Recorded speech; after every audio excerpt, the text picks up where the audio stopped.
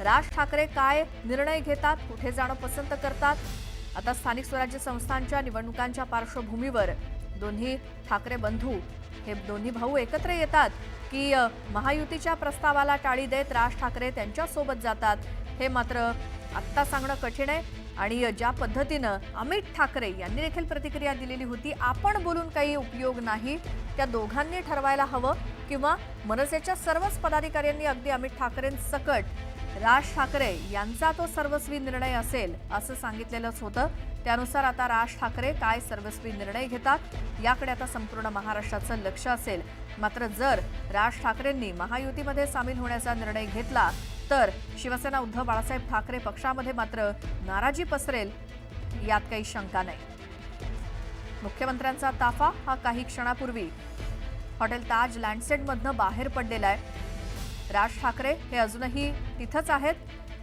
आधी राज ठाकरेंचा ताफा आलेला होता सकाळी 9:50 आणि त्यानंतर लगेच 8 ते 10 मिनिटाच्या अंतराने देवेंद्र फडणवीस यांचा ताफा हॉटेल ताज लँडसेट इथे आला होता। त्यामुळे ही नियोजित भेट होती यात काही शंका नाही।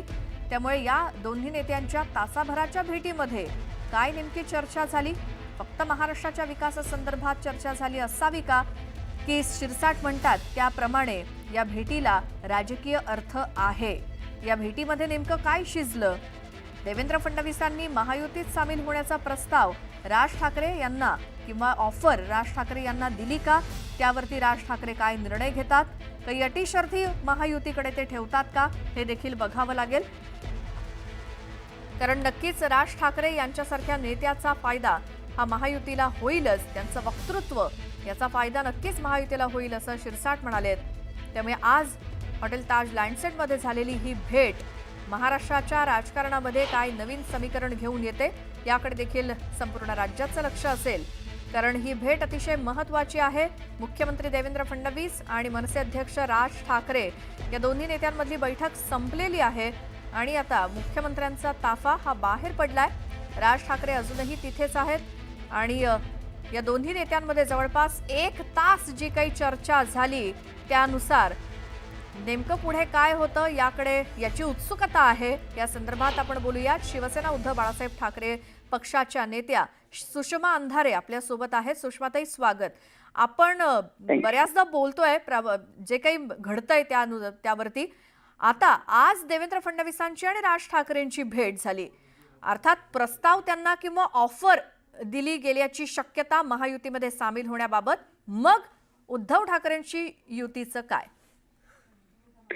नाही, आता ही भेट कशासाठी होती, या भेटीच्या दरम्यान कोणत्या मुद्द्यांवर चर्चा झाली, नेमकं काय झालं हे आपल्याला काही माहित नाहीये। जोपर्यंत दोघांपैकी किमान एक जण म्हणजे फडणवीस आणि राज ठाकरे या दोघांपैकी कोणीतरी एक जण जोपर्यंत समोर येऊन बोलत नाही तोपर्यंत आपण कुठलाही कयास बांधणं हे सर्वथा चुकीचं असेल। एक मात्र नक्की आहे की राज ठाकरे यांनी मुलाखतीच्या दरम्यान जेव्हा म्हटलं की महाराष्ट्राच्या हितापेक्षा माझा इगो मोठा नाही, मी माझा इगो बाजूला ठेवायला तयार आहे, अगदी त्याच्यानंतर तात्काळ माझ्या पक्षाकडनं प्रचंड सकारात्मकता दाखवली गेली। माझ्या पक्षाकडून अगदी सकारात्मकतेने माझे नेते अनिल परबजी असतील, संजय राऊतजी असतील किंवा नेते आदित्यजी असतील, या सगळ्यांनी सकारात्मकता दाखवली। एवढंच नाही तर पक्षप्रमुखांनी सुद्धा अत्यंत सकारात्मक अशा प्रतिक्रिया दिल्या। म्हणजे आम्ही नुसता प्रतिसाद नाही तर आम्ही 10 पावलं त्यांच्या दिशेने टाकली सुद्धा। आणि महाराष्ट्राच्या मनात जे असेल ते होईल असं म्हटलं सुद्धा। आता महाराष्ट्राच्या मनात काय आहे तर निश्चितपणे गुजरातला आपला स्वाभिमान सगळा गहाण ठेवणाऱ्या लोकांच्या सोबत आपण जाऊ नये हे महाराष्ट्राच्या मनातलं आहे। आता यावर त्यांनी काय भूमिका घ्यायची, मला वाटतं हा त्यांचा कॉल आहे, त्यांनी तो कॉल घ्यायचा आहे की त्यांना महाराष्ट्राचं हित साधणाऱ्या आणि महाराष्ट्रासाठी झगडणाऱ्या लोकांच्या सोबत राहायचं आहे की महाराष्ट्रातल्या महापुरुषांचा सातत्याने अवमान करणाऱ्या, महाराष्ट्रातले उद्योग गुजरातला पळवणाऱ्या आणि महाराष्ट्राशी द्रोह करणाऱ्या लोकांशी हातमिळवणी करायची किंवा त्यांच्या हिताच्या भूमिका घ्यायच्या, काय करायचं नेमकं, हा कॉल त्यांचा आहे सर्वस्वी। बरोबर आहे। सुषमाताई, तुमच्या मनात लाख असेल, महाराष्ट्राच्या मनात लाख असेल दोघांनी एकत्र यावं, पण राज ठाकरेंच्याच मनात ते नसेल, काही वेगळंच असेल तर मग काय? एक्झॅक्टली। आपल्या मनात काय आहे याही पेक्षा समोरच्याच्या मनात काय आहे हे जास्त महत्वाचं आहे. कारण त्यांना काय वाटतं, बघा बऱ्याच वेळा असं होतं की निवडणुकीच्या काळात ना मनसे प्रमुखांच्या भूमिका वेगळ्या असतात आणि निवडणूक संपून गेल्यानंतर विराम काळातल्या भूमिका त्याच्यापेक्षा अगदीच वेगळ्या असतात. त्यामुळे त्यांनी दिलेली मुलाखत ही विराम काळातली मुलाखत आहे आणि आत्ता जे ते करत आहेत ती निवडणुकीच्या पार्श्वभूमीवर, महापालिका निवडणुकीच्या पार्श्वभूमीवरची मुवमेंट आहे. त्यामुळे या दोन्हींचा ताळमेळ किती बसवायचा हे तुमच्या माझ्याही आकलनाच्या पलीकडची गोष्ट आहे. परंतु या सगळ्यांमध्ये ते त्यांच्या मानणाऱ्या समर्थक वर्गाला कसे सामोरे जातील किंवा त्या समर्थकांना ते काय उत्तर देतील हाही नेमका प्रश्न आहेच. बरं सुषमाताई, जर महायुतीची ऑफर राज ठाकरेंनी मान्य केली, एक्सेप्ट केली असं आपण गृहीत धरू, तर मग महाराष्ट्र नाराज नाही का होणार?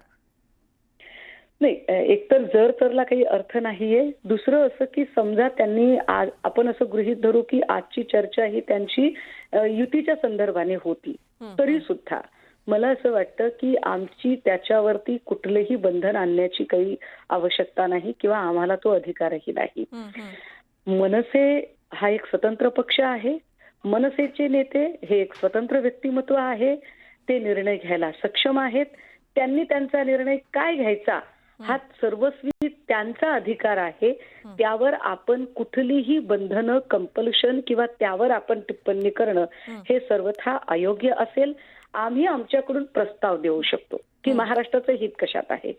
तो प्रस्ताव स्वीकारायचा की लाथाडायचा हा प्रश्न त्यांचा आहे.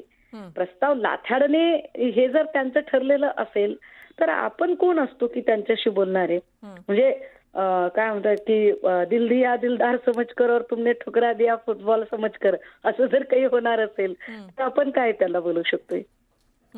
बरं सुषमाताई, बरं तुम्ही म्हणताय ते अगदी खरं आहे. मात्र आजची भेट जी झाली ती लोक काही म्हणत असतील की महाराष्ट्राच्या विकासासंदर्भात वगैरे वगैरे हे दोन नेते भेटलेत. मात्र खरंच प्रामाणिकपणे सांगा, असं तुम्हाला वाटतं का विकासासाठी असे दोन नेते ठरवून एका हॉटेलमध्ये भेटणं आणि त्याचसोबत उदय सामंतांसारखे नेते, मंत्री सतत शिवतीर्थवरती राज ठाकरेंच्या भेटीगाठी घेणं हे काही दिवसांपासून जे काही सुरू होतं त्याबद्दल काय? मग पहिल्यांदा उदय सामंत यांच्याबद्दल उत्तर दिलं पाहिजे. उदय सामंत हे महत्वाकांक्षी नेते आहेत. सध्या भाजपच्या सोबत शिंदे जितके दुरावलेले आहेत तितकीच उदय सामंतांची सलगी वाढलेली आहे. उद्या कधी काळी जे आमच्या सोबत शिंदेंनी केलं ते शिंदेसोबत उदय सामंतांनी केलं तर आश्चर्य वाटायला नको. इतक्या उदय सामंतांच्या महत्वाकांक्षा सध्या चरमबिंदूला पोहोचलेल्या आहेत. हा एक भाग. आणि दुसरं असं की फडणवीस हे विकासासाठी काही करतात, कृपया या अंधश्रद्धेतनं आता आपण चटकन बाहेर आलो पाहिजे. कारण फडणवीसांचा विकास किती मोठा आहे हे आपण बघतोय. अगदी मेट्रोला ताडपत्री लावण्यापर्यंत त्यांचा विकास पोहोचलेला आहे. किंवा त्यांचा विकास म्हणजे कधी काळी 20-22 कोटी ज्या संजय शिरसाटच्या खात्यात होते त्याच्या खात्यामध्ये आता 400 कोटीपर्यंतची रक्कम जाण्यापर्यंत त्यांनी नेत्यांचा विकास केलेला आहे. सर्वसामान्य जनतेचा विकास नाही. फडणवीस जेव्हा कधी भेटतात तेव्हा विकासापेक्षा सुद्धा जास्त ते लोकांचे पक्ष फोडण्यासाठी भेटतात. पक्ष फोडणे, कुटुंब फोडणे, नातेसंबंध तोडणे यामध्ये फडणवीस प्रचंड माहिर आहेत. त्यामुळे फडणवीसांच्या भेटीगाठी या महाराष्ट्राच्या विकासापेक्षा सुद्धा पक्ष तोडाफोडीच्या आणि कुटुंबातली तोडफोड करण्याच्या जास्त असतात. ठीक. सुषमाताई, धन्यवाद न्यूज 18 लोकमतशी संवाद साधण्यासाठी, आपली सविस्तर प्रतिक्रिया देण्यासाठी. तर आपण पाहतोय राज ठाकरेंच्या मनात नेमकं चाललंय तरी काय असा प्रश्न उपस्थित होतोय. कारण मुख्यमंत्री देवेंद्र फडणवीस आणि राज ठाकरे यांची तब्बल 1 तास भेट झाली. 1 तास दोघांमध्ये चर्चा झालेली आहे. दोन्ही नेत्यांमध्ये ही बैठक संपन्न झालेली आहे. जवळपास 1 तास चर्चा या बैठकीमध्ये दोघांमध्ये झाली असल्याचं कळतंय. हॉटेल ताजलँड्स एंडमध्ये या दोन्ही नेत्यांची भेट झाली. ही भेट खरं तर पूर्वनियोजित होती असं बोललं जातंय. त्यामुळे आता राज ठाकरे हे महायुतीमध्ये सामील होणार का असा प्रश्न उपस्थित होतो. एकीकडे मनसे उबाठाच्या युतीसंदर्भात महाराष्ट्रभर चर्चा सुरू असतानाच आता मुख्यमंत्री देवेंद्र फडणवीस यांच्याशी घेतलेली राज ठाकरेंची ही भेट आता चर्चेचा विषय ठरलेली आहे.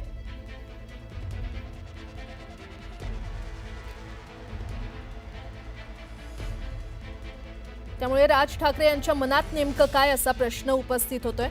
ठाकरे बंधूंच्या मनोमिलनाला आता ब्रेक लागतो काय असा देखील प्रश्न उपस्थित होतोय. कारण एकत्र येण्याआधीच आता युती दुभंगली तर नाही ना असा प्रश्न मराठी माणसाच्या किंवा महाराष्ट्राच्या मनात उपस्थित झालेला आहे. कारण एकीकडे राज ठाकरे यांनी मुख्यमंत्री देवेंद्र फडणवीस यांची भेट घेतलेली आहे. दोघांमध्ये तब्बल 1 तास चर्चा झाली असल्याचं कळतंय. पालिका निवडणुकीच्या पार्श्वभूमीवर ही भेट असू शकते अशी देखील शक्यता वर्तवण्यात येते. त्यामुळे देवेंद्र फडणवीसांची ही राजकीय खेळी आहे का हे पाहणं आता महत्त्वाचं ठरणार आहे. कारण एकीकडे राज ठाकरे आणि उद्धव ठाकरे हे दोन्ही बंधू एकत्र यावेत अशी महाराष्ट्रानं वारंवार इच्छा बोलून दाखवली, मराठी माणसानं इच्छा बोलून दाखवली. मात्र तसं होताना तर काही दिसत नाहीये. कारण देवेंद्र फडणवीस यांच्यासोबत राज ठाकरे यांची भेट झालेली आहे. दोघांमध्ये तब्बल 1 तास चर्चा झालेली आहे. त्यामुळे राज ठाकरे हे महायुतीमध्ये आता सहभागी होणार का हे पाहणं महत्त्वाचं ठरणार आहे. नेमकी दोघांमध्ये चर्चा काय झाली हे देखील पाहणं महत्त्वाचं ठरणार आहे. राज ठाकरे यांच्या मनात नेमकं काय असा प्रश्न आता संपूर्ण महाराष्ट्राला पडलेला आहे.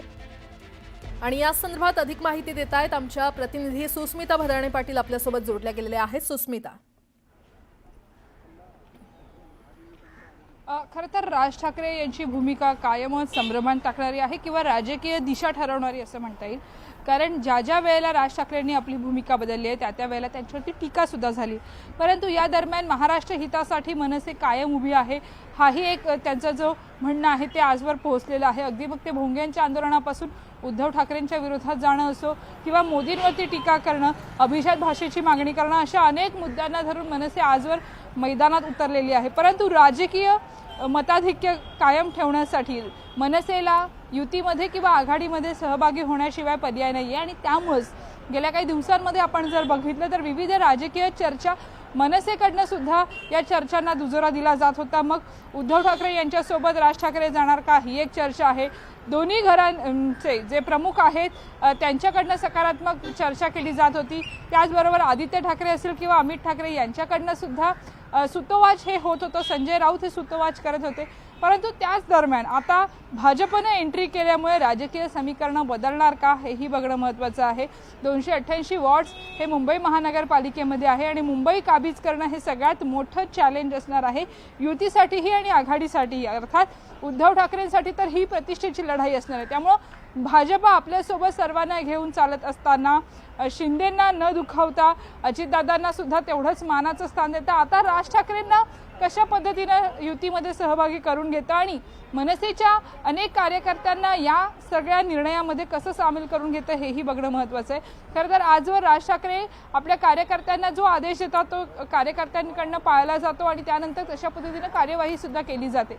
परंतु आता या भेटीनंतर राज ठाकरे नेमकं काय बोलणार, राज ठाकरे नेमकी काय भूमिका घेणार हेही बघणं महत्त्वाचं आहे.